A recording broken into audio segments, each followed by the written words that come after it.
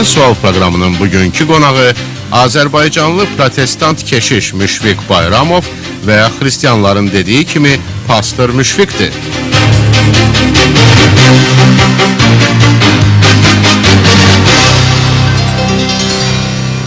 İndi mən bu söhbət əsnasında sizə necə müraciət eləməliyəm? Müşfiq ata, yoxsa adətən necə müraciət edirlər sizə? Yox, bizdə elə ata ya başqa elə sözlər, titullar yoxdur. Bir pastor deyirik biz. Pastor deyirsiniz sadəcə olaraq. İstəsəz Müşfiq müəllim deyə bilərsiniz, istəsəz pastor Müşfiq deyə bilərsiniz.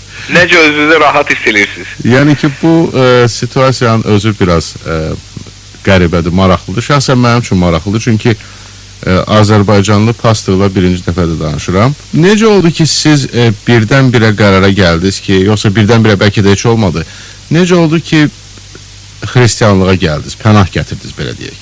Necə oldu ki, imanlı oldum.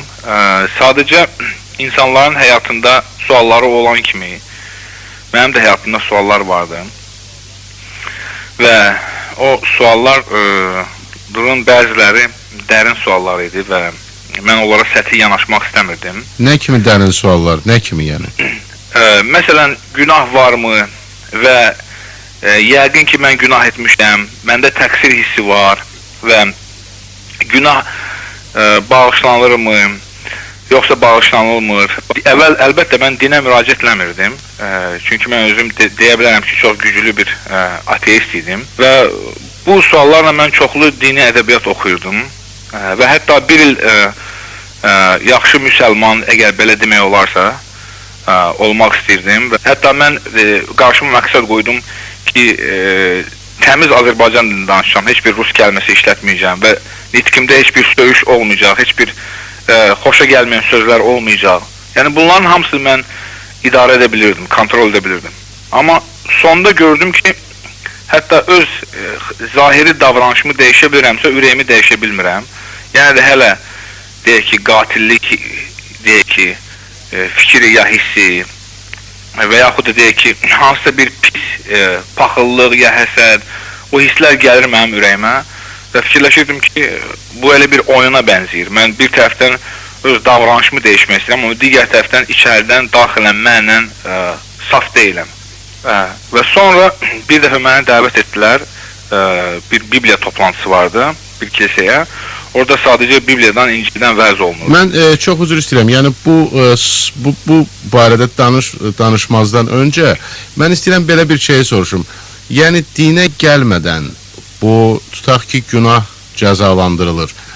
Bir qədər egoist səslənmirəm. Əgər günah cəzalandırılırsa, mən günahı eləmərəm. Yox, əgər başqa cürdürsə, onda günah eləmək də olar. Və ümumiyyətlə, dinə gəlmədən, yəni yaxşı insan olmaq, madam ki, siz öz hisslərinizi cilovlaya bilirdiniz, kontrol edə bilirdiniz, onda ehtiyac var idimi ki, hər hansı bir dinə ümumiyyətlə pənah gətirəsiniz? Bilirsiniz, mən həmişə öz söhbətlərimdə deyirəm, mənə sual verirlər ki, deyir, niyə görə bu dini seçdiniz, deyək ki, xristiyanlıq dinini, ya başqa dinə niyə müraciət eləmədiniz, başqa daha yaxşı dinlər var. Mən həmişə deyirəm ki, əgər söhbət, yəni bizim söhbətimiz din səviyyəsindən yuxarı qalxmırsa, onda siz düz deyirsiniz. Yəni, bu din ya qeyri bir din, yəni mənəviyyat səviyyəsindən yuxarı qalxmırsa, onda sizin dediyinizdə mən tam razıyam və insanlara əslində qalsa din lazım deyil, Allahın özü lazımdır. Din, latin dində religare sözü var, toplaşmalı. İnsanlar bir yerə toplaşır, öz hisslərini ifadə edir və Allaha çatmağa cəhd edirlər. Amma bizə Allaha çatmağa cəhd etmək lazım deyil, bizə Allahın özü lazımdır. Adətən adamlar olur ki, deyirlər, nəsə gözümə göründü, yuxuda nəsə mübarək bir ruh gördüm filan. Əgər bu dediyiniz yığıncağa, bayaq haqqında danışmaq istədiyiniz yığıncağa gəlməsəydiniz, bu adamları görməsəydiniz, ola bilərdimi ki, siz heç xristiyan da olmayasınız?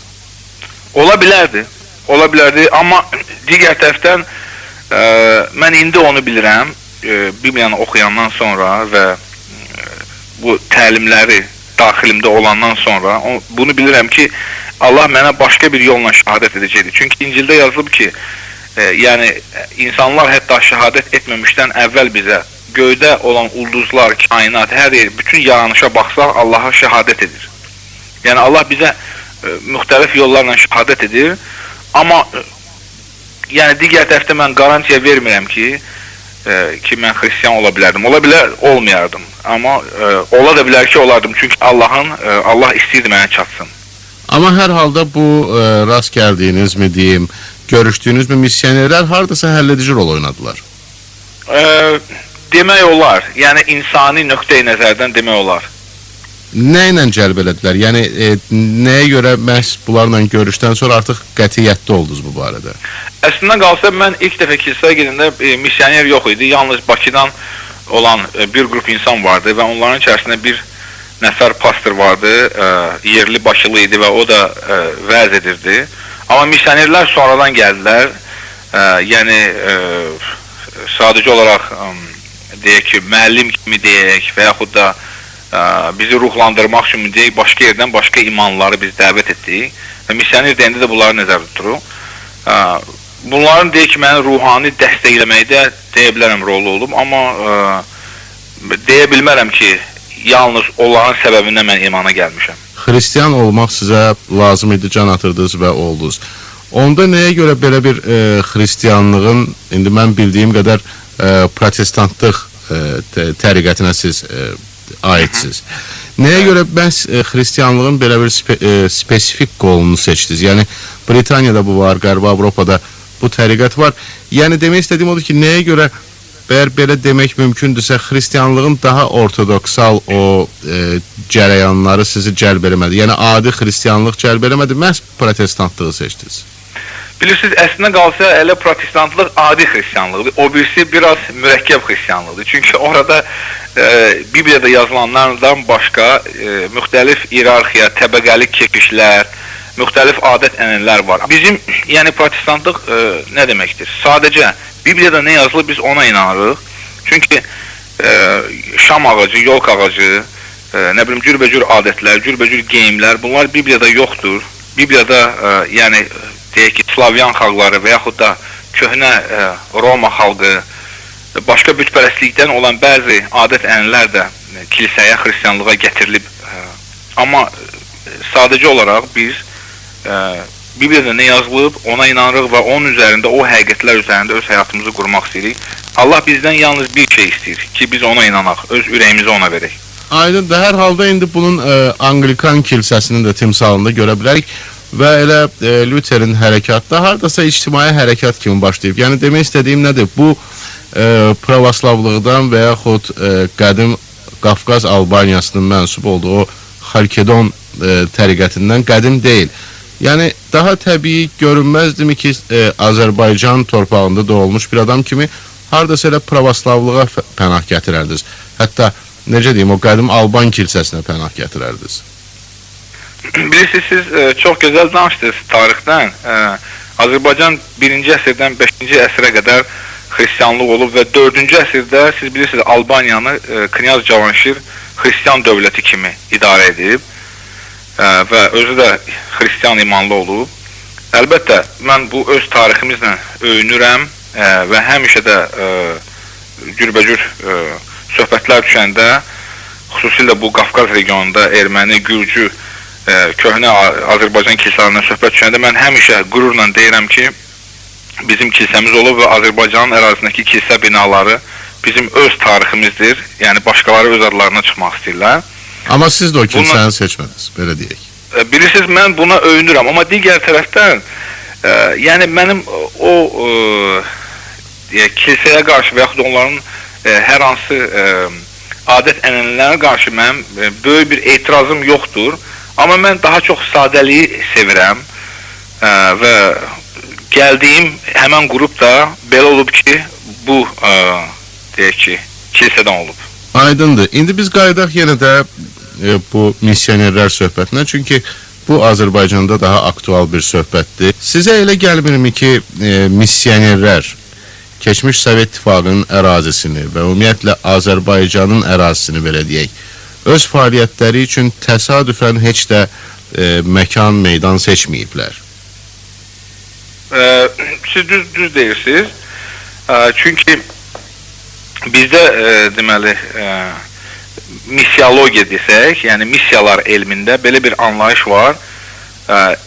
çatılmamış xalqlar və İncildə İsa Məsih bizə dedi ki, indi isə gedin bütün xalqları mənim şagirdim edin. Yəni siz güman edirsiniz ki, bu missionerlər yalnız İsa'nın tapşırığını yerinə yetirirlər də, bunların başqa bir təmənnası yoxdur. Buna inanırsınız siz?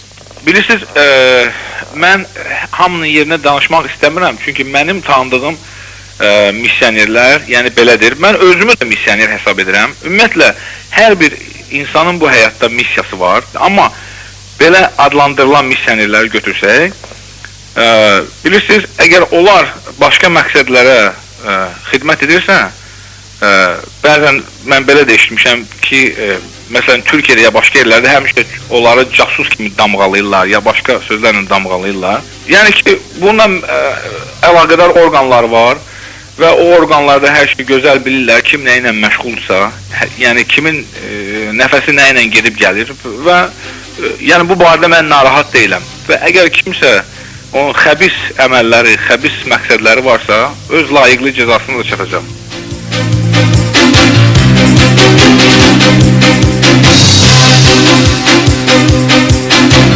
Azərbaycanlı protestant keşiş Müşfiq Bayramov və ya pastor Müşfiq Qubada anadan olub. Bakıda bir nömrəli internat məktəbdə oxuyub. Ali təhsilini Bakı Universitetində alıb. Xristianlığı qəbul etməsində həyat verici lütfün missionerləri önəmli rol oynayıblar.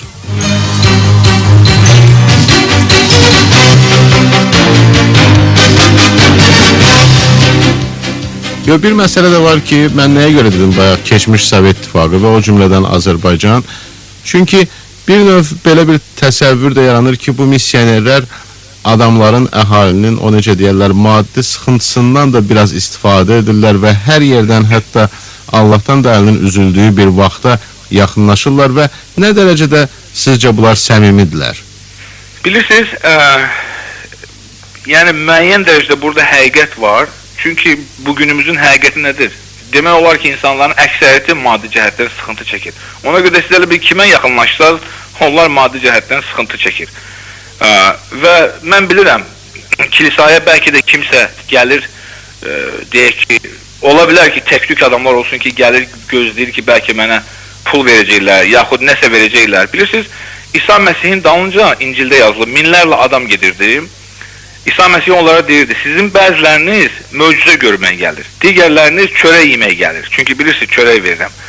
Amma içərinizdə yalnız bəziləriniz gəlir ki, məni axtarır və ürəyində imanı var.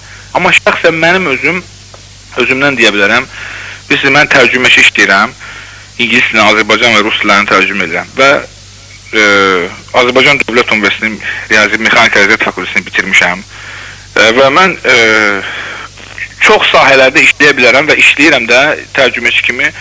Şükür Allaha özümü dolandıran pul qazana bilirəm və şəxsən mənim üçün əqidə bir qan çörəyə satılmır. Amma məsələ burasındadır ki, son zamanların statistik rəqəmləri də Britaniyada məsəl üçün kilsəyə gedənlərin sayı azalır və bu ildən etibarən ümumiyyətlə düşməyə başlayıb.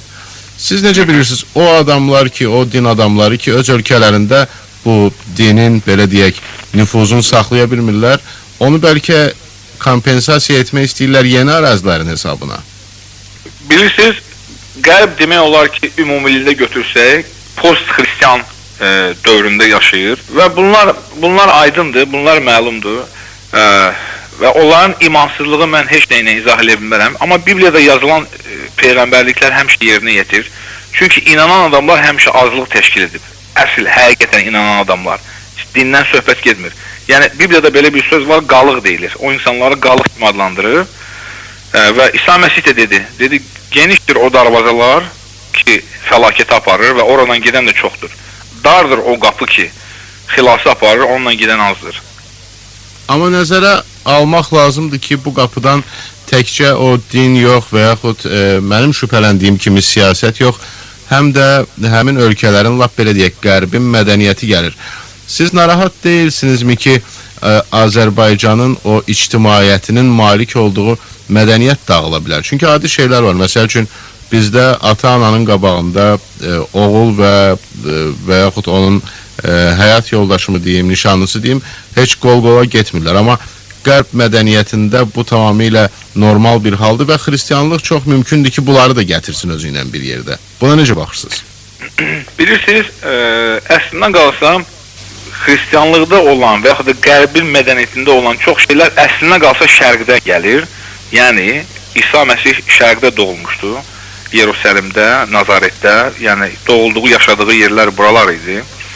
Və tutaq ki, qadından getsə söhbət, o vaxta qədər qadın hətta sivilizasiyalı inkişaf etmiş Yunanistan kimi bir yerdə qadın kölə vəziyyətində idi. Qadın ikinci dərəcəli rol oynayırdı və qadın elə bir ki, tam insan yox, elə bir yarım insan kimi baxırdılar. Amma İsa Məsih qadının ləyaqətini özünə qaytardı. Bir də ki, ümumiyyətlə, əgər tutaq ki, bizim mədəniyyətimizdə deyək, bizim Azərbaycan cəmiyyətində deyək, bəzi çox da yüksək keyfiyyətli olmayan adət-ənənələr dəyişsə, mən bundan heç də, necə deyilər, heyfslənmirəm. Hər bir mədəniyyətdə, hər bir cəmiyyətdə pozitiv, neytral və negativ şeylər var. Yəni, müsbət, ortada olan və mənfi şeylər var.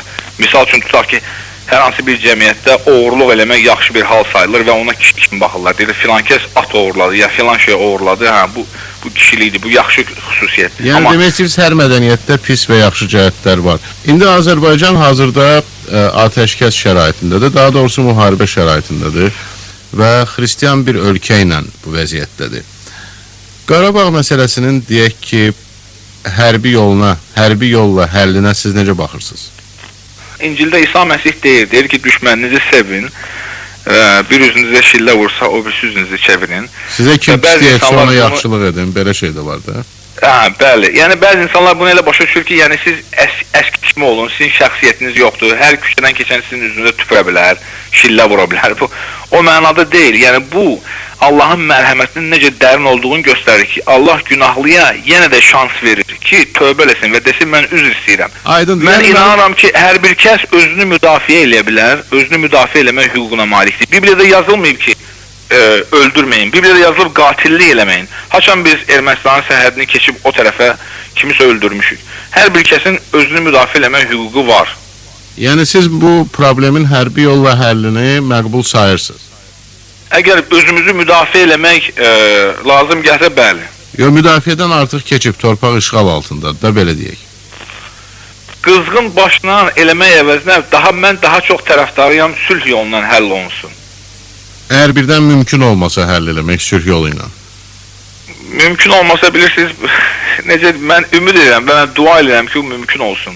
Çünki bu biraz elə bir nəzəri sualdır, yəni, necə deyim, reallıqdan uzaq sualdır biraz. Çünki bu saat elə bir dövrdür ki, olmaz bir-birinə meydan oxumaq. Amma bununla belə dünyada bir-birinə meydan oxuyan xalqlar da çoxdur. Təəssüf ki, dövlətlər də çoxdur. Təəssüf ki. Evlisizmi? Bəli, evliyəm. Övladınız falan varmı? Övladım, Allah deyən olsun, olmalıdır bu il. Bu il inşallah. Siz necə görmək istərdiniz övladınızı? Yəni, hansı dinin ardıcılı kimi görmək istərdiniz? Övladımı birinci görmək istərdim, Allahı sevən bir və Məsihin şagirdi, Məsihin ardıcılı kimi görmək istərdim. Sonra görmək istərdim onu bəşər övladı kimi görmək istərdim. Yəni, dəqiqləşdirək, xristiyan kimi görmək istərdiniz? Bəli, xristiyan kimi. Bəşər övladı kimi görmək istərdim. Sonra da görmək istərdim vətənini sevən bir Azərbaycanlı kimi.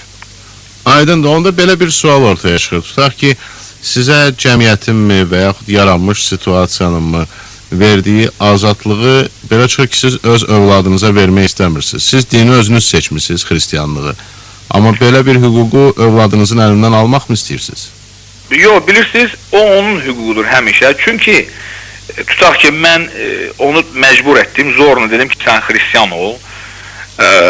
Bilirsiniz, bir adamı ayağından tutub çarpayıya bağlamırlar. Yəni, o haçansa onu qırıb çıxıb gedəcək və öz bildiyini eləyəcək.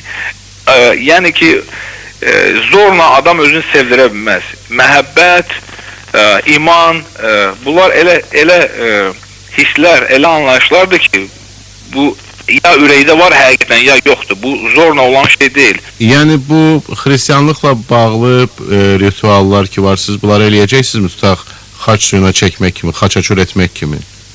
Yox, biz xaç suyunu çəkmirik. Bizdə vəftiz anlayışı var. Vəftiz anlayışı da bizdə yalnız o zaman olur ki, bir insan imana gəlir. Yəni onun ağlı kəsəndən sonra o deyir ki, öz yolunu seçir. Deyir, mən Allaha inanıram, ya inanmıram. Mən Məsihin ardınca gedirəm, ya getmirəm. Ondan sonra, o bu qərarı çıxardandan sonra və biz biləndən sonra ki, o imanlıdır, o öz şəhadətinin əlaməti olaraq suda vəftiz olunur. Siz bilirsiniz, biz biraz dərin sulu bir yerdə, yəni insan suya girir və oradan çıxır. Suyun altında qalır köhnə həyat və sudan çıxır yeni həyat. Rəmzi olan bir şeydir bu. Pastor, sizin yoldaşınız da necə deyirlər, xristianlığa sitayiş mi edir? Bəli. Yəni sizin dostlarınızın, tanışlarınızın, lap elə sizin küçədə yaşayanların, cəmiyyətin sizcə münasibəti sizə necədir? İstədiyiniz kimidirmi, yoxsa deyilmi? Bilirsiniz, mən sizə bir söz deyim. Biz hərdən bir küçədə insanlarla bölüşürük, yəni bu belə bir tədbirdir bizdə, müjdəçilik deyirik, müjdəçilik edirik, yəni küçədə insanlarla danışırıq, hətta tanımadığımız adamlarla söhbət edirik. Bizim traktatlar var, o traktatlardan paylayırıq və insanlara Allahın məhəbbətini deyirik, necə ki İncildə bizə tapşırılıb.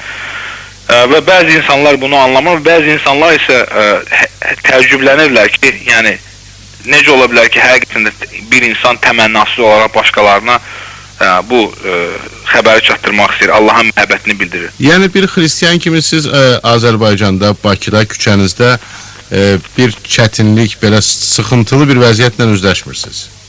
Demək olar ki, yox. Bilirsiniz, olub bəzən ki, kimsə biraz narazı danışıb, hətta kimsə söyüb. Ancaq mən bunu necə deyərlər? Yəni İsa Məsihin dediyi kimi qarşılamışsınız onu. Bəli.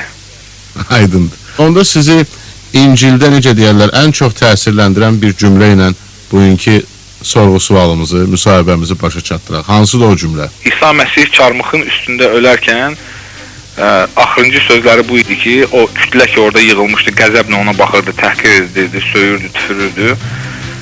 O dedi ki, üzünü yuxarı tutub, ata, onları bağışla.